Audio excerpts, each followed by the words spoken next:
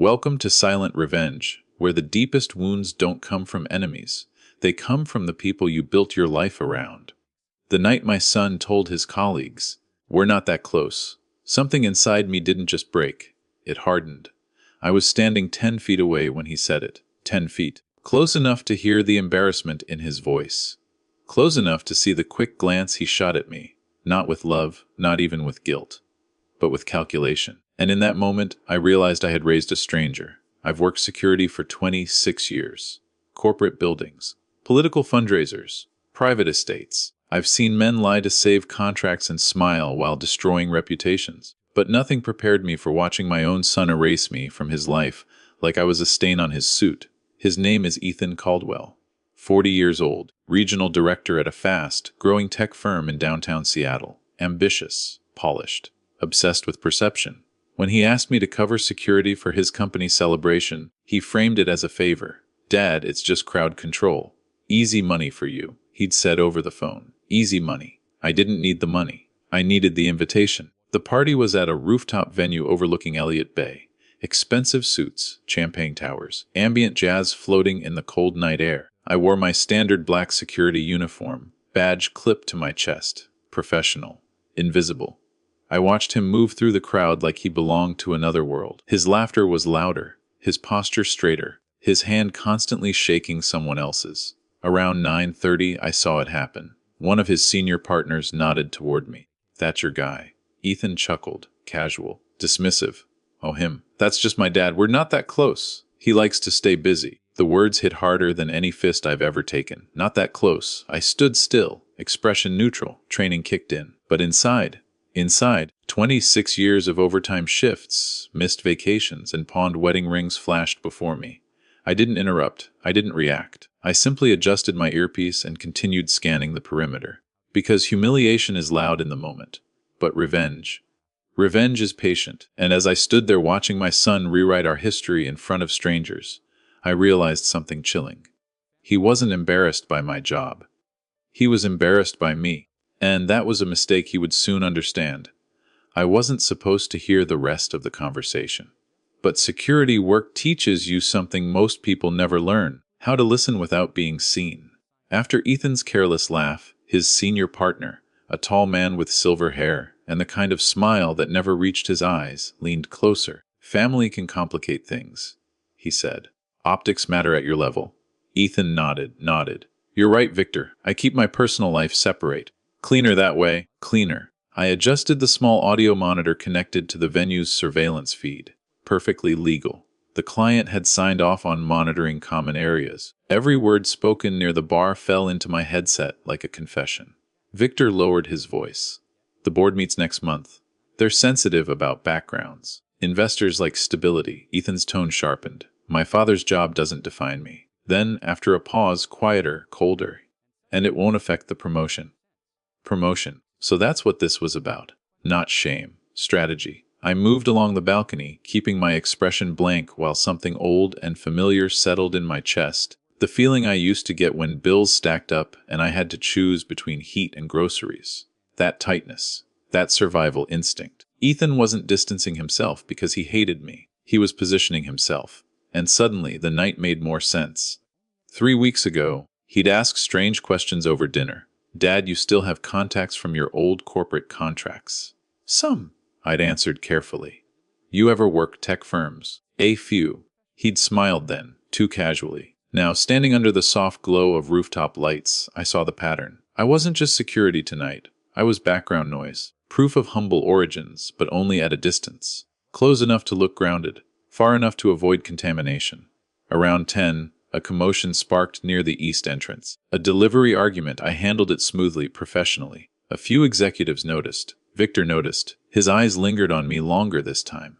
Not dismissive, curious. And when Ethan walked over, Victor asked directly, "Your father handled that well?" Ethan forced a tight smile. "Yeah, he's reliable.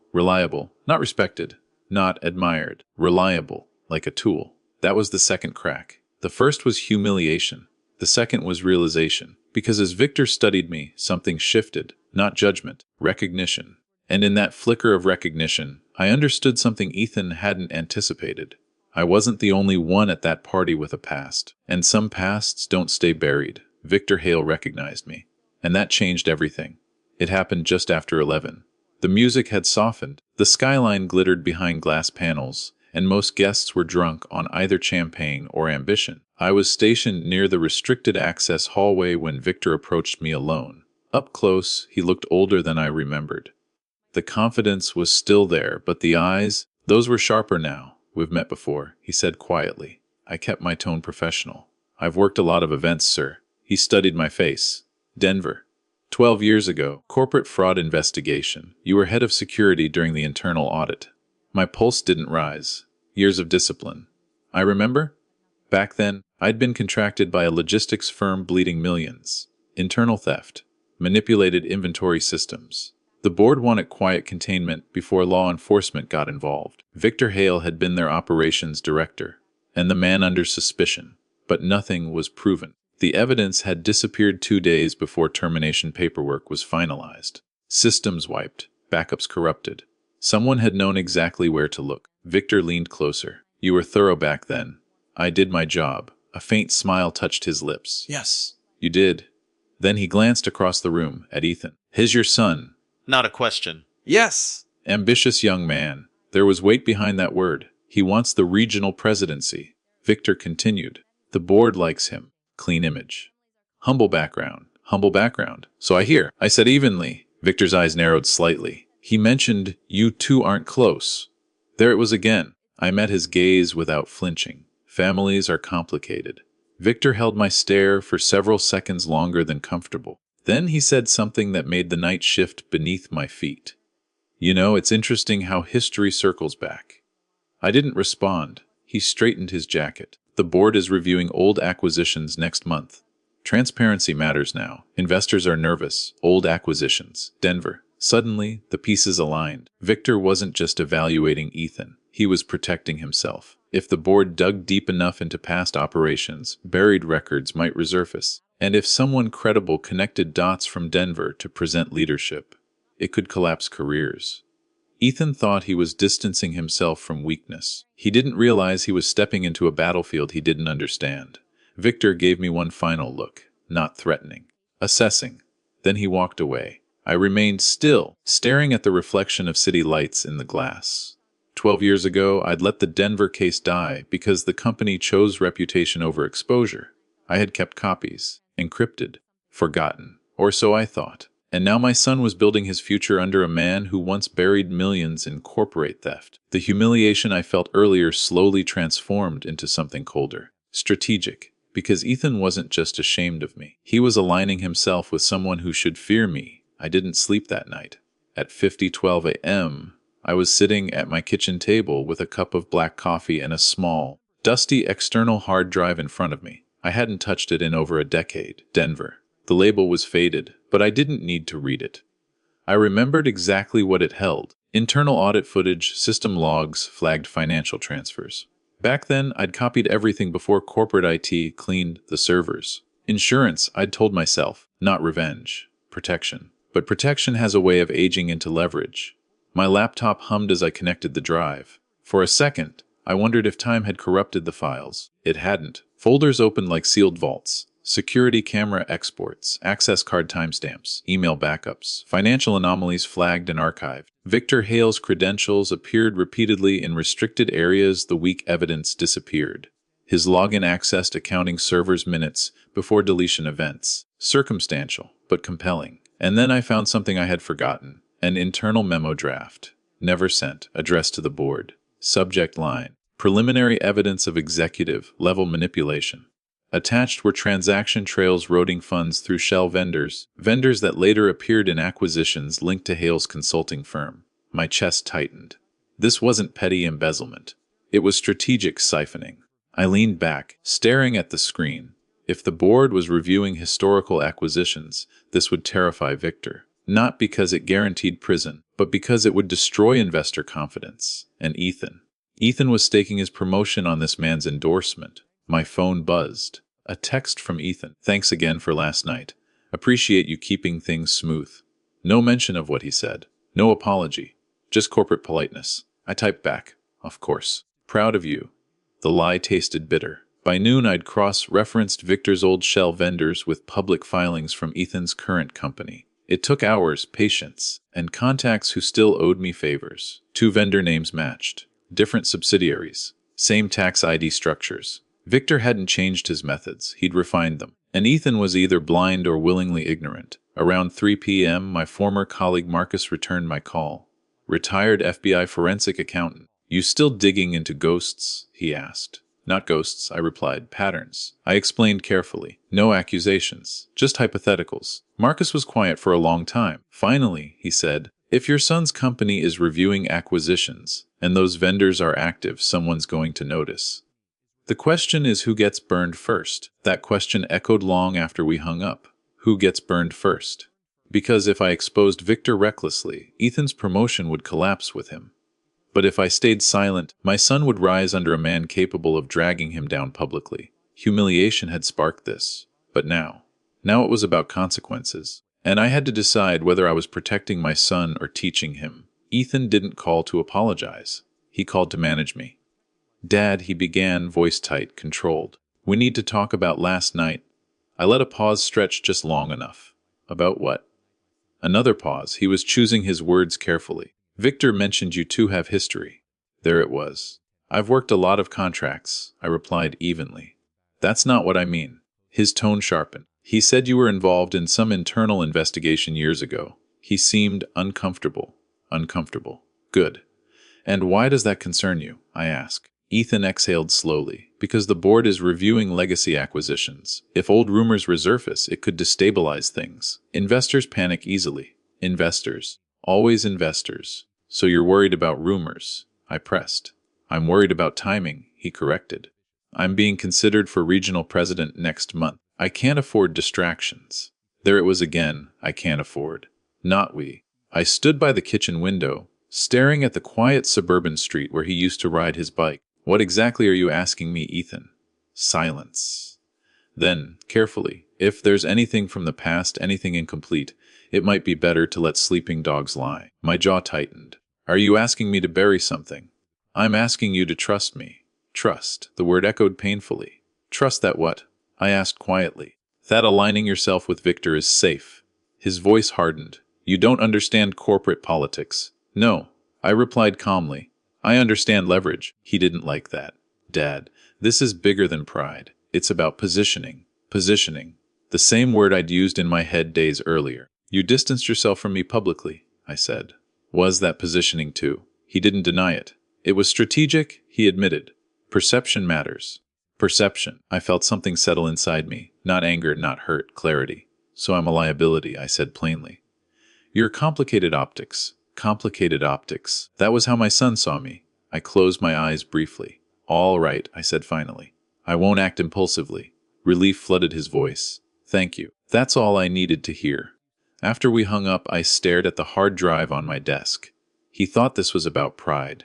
He thought I was emotional. But he had just made one critical mistake. He assumed I had nothing to lose. He forgot that I had already sacrificed everything once, quietly, for his future. And if he believed distancing himself made him stronger, then perhaps it was time he learned what strength really looked like. I didn't send the packet. Not yet.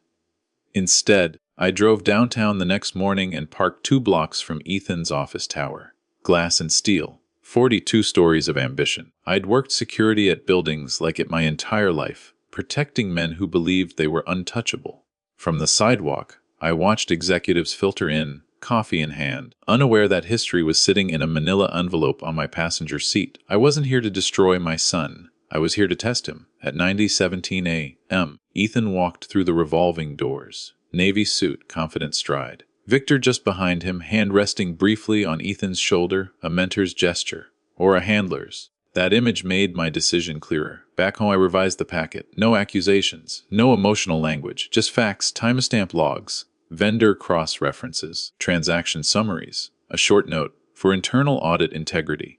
Review legacy vendor structures connected to Denver logistics acquisition cycle. Patterns may impact current investor disclosures. Anonymous, professional, surgical. Then I sent a separate message, this one not anonymous, to Ethan. Lunch, today, 1 p.m. Same diner as always. He replied almost immediately. Busy board prep?